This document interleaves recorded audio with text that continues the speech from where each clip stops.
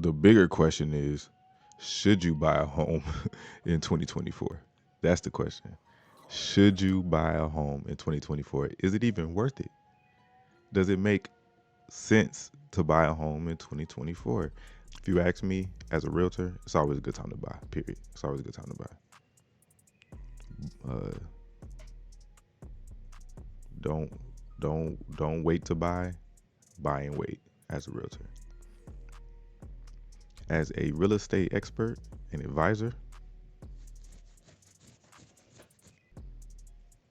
my question to you would be, what are your long-term goals? Is real estate going to be an investment vehicle for you? Do you plan to be in this area long term? Are you okay with renting out your home in the future?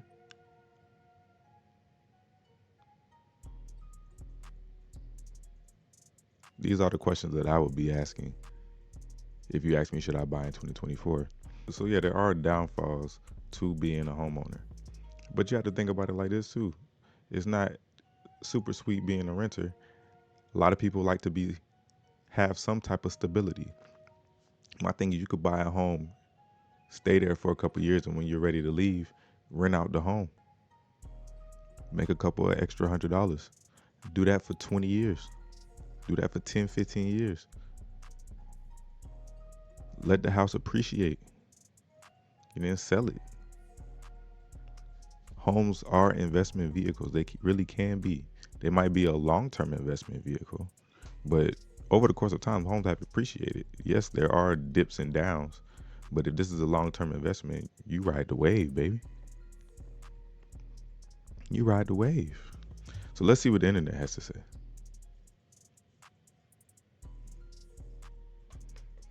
Let's see what the internet has to say.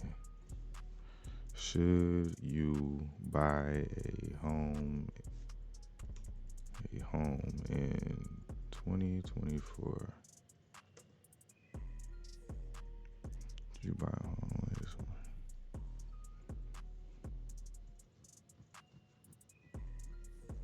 Let's see, U.S. News. Should you buy a home now or wait until 2024? If you want to buy a home soon, here's the determination. Here's how to determine if it's the right time to buy it. Let's see. And there's never a one size fits all answer to whether now is the right time to buy a home. It is a big decision that is personalized to you and your financial circumstances. Like I said, there is also no way to predict precisely what the market will do in the near future. However, there are a few scenarios to consider to help you determine which move might be best for you in 2024. By now, you need to move and can't afford it. Like I said, if you can afford to buy a home, buy a home. You need to move, buy a home. Why not? Maybe it's a job opportunity to change your family structure, the unmanageable cost of your current property or an expiring lease. Whatever the need is, you have to make the choice to find a new place to rent or a home to purchase. If you're going to be in this area for the next 10 years working, buy a home there, bro. Buy a home. Think about it, man. If you rent a home, you're paying their mortgage and putting some money in their pocket. They're not just going to rent you a home for the price of their mortgage. Renting is always an option, but for those who are financially ready for home ownership, it's often better to buy now versus wait. So buy now. A high interest rate doesn't scare you. So if a high interest rate doesn't scare you and you can afford it, again, buy now. Buy now. You plan to stay in the home for a long time. Like I said, 10, 15 years. You're going to be here. Buy now. Buy a house. Wait to buy. If you can't afford a median price home at today's rates, again, what did I say? Let's sit down and talk about your finances. Let's talk about what you can afford, not what the bank said they will finance you for. What can you afford to spend on a mortgage every month and still have money to save and eat and do things with your kids? What can you afford? That's the question. So take Cincinnati for example. Take Cincinnati for example. The median home price in September was 271,000 according to the US News Housing Market Index. Not only would you need up to 54,000 for a down payment, probably at 20% plus closing costs, but based on a rate of 7% for a 30-year fixed rate mortgage on 217,000, your monthly payment without taxes and insurance would be 1,400. If you are in Cook County, we both know that 1,400 could easily be 1,800, especially in the suburbs, just because of taxes. So, and the median rent in Cincinnati, on the other hand, is just over 1,500.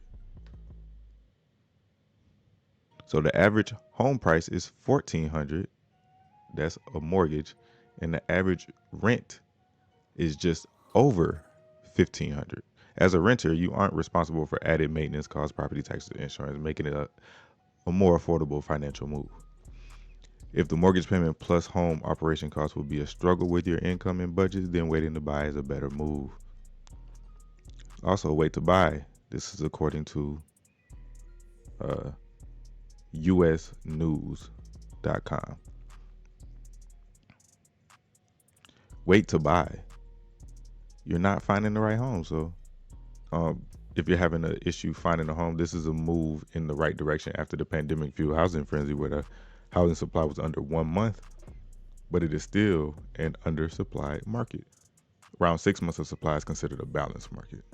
Lack of inventory means many buyers are struggling to find a home that meets their needs at a price they can afford. So if you can't find a home, should you wait to buy?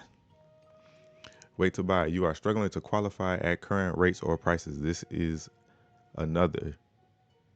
What can you afford? What can you afford to do? Look at your finances. What can you handle comfortably and responsibly?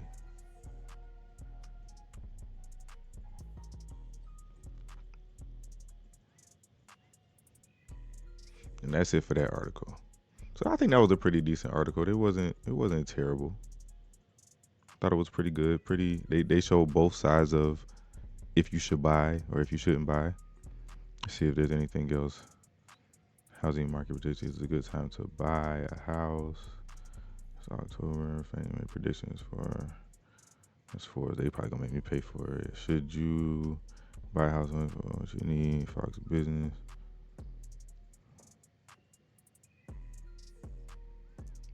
Let's see what Fox Business says. Is this Fox Business Reddit? Fox Business. Fine. Okay. So when to buy a home. 5 signs that you're ready. So 1, you are planning to be in a location for 5 years or more. I say around 10, 15, 5 years is cool too. I like that. There is appreciation potential in the place you want to buy. That's hard to determine, but I mean, any reasonable person can see when an area is moving into any reasonable person can determine signs of appreciation. That doesn't mean you have a crystal ball to say it is going to appreciate, but you can see the signs.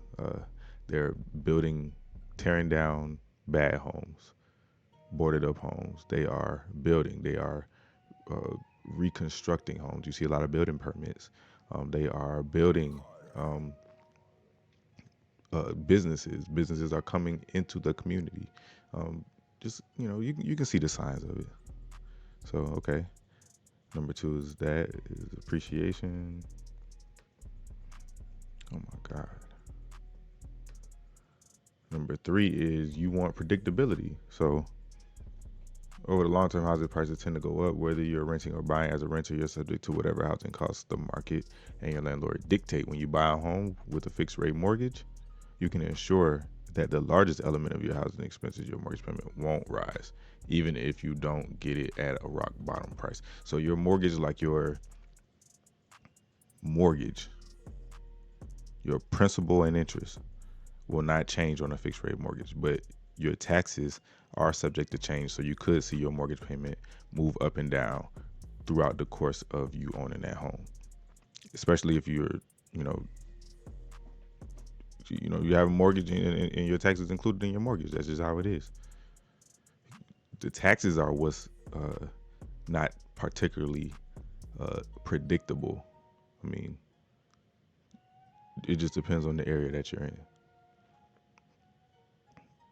So you have enough funds for a down payment. Again, your financials.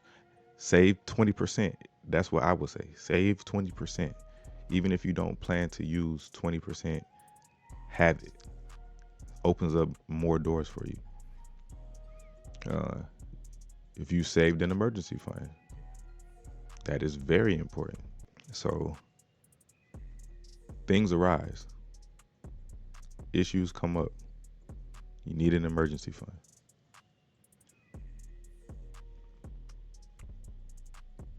So when to buy a home? 5 signs it's not the right time. You have a low credit score, obviously. You don't have steady income, obviously. You're not even gonna get approved, honestly, to be honest. You are deeply in debt. I mean, that's obviously. You're not gonna get approved for a loan if any of these things exist. If you are deep in debt, you don't have steady income, or you have a low credit score, you're not gonna get approved for a loan. Period. It may be cheaper than rent. With record low mortgage interest rates in previous years, buying was usually more economical than renting. However, with the recent interest hikes and rise in home prices, that narrative has changed. These days, renting is often the cheaper option. Can't argue with that. You have no savings. I mean, this is the thing about you. You have no savings. Agents are going to tell you, hey, they have down payment assistance programs.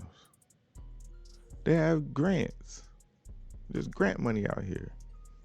I have clients who didn't have to bring no money to the table. Okay, I've had clients who haven't had to bring no money to the table, but I haven't had one client who didn't have no money buy a home. I've had a client that had no money buy a home.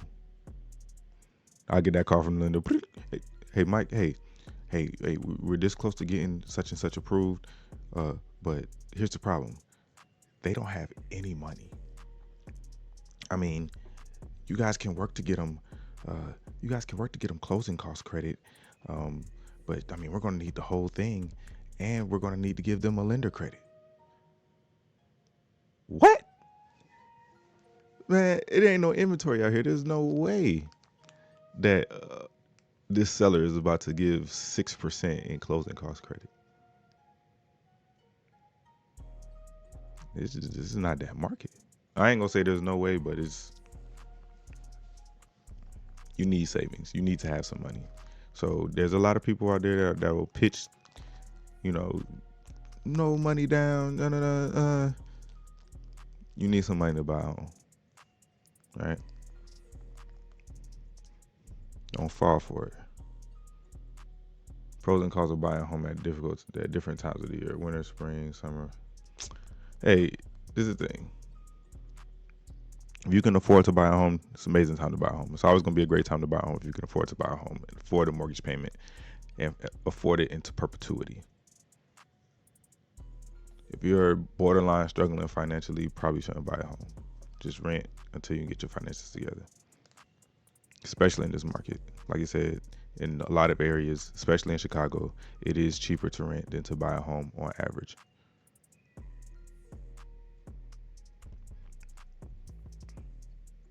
So take that information and do whatever you want to do with it.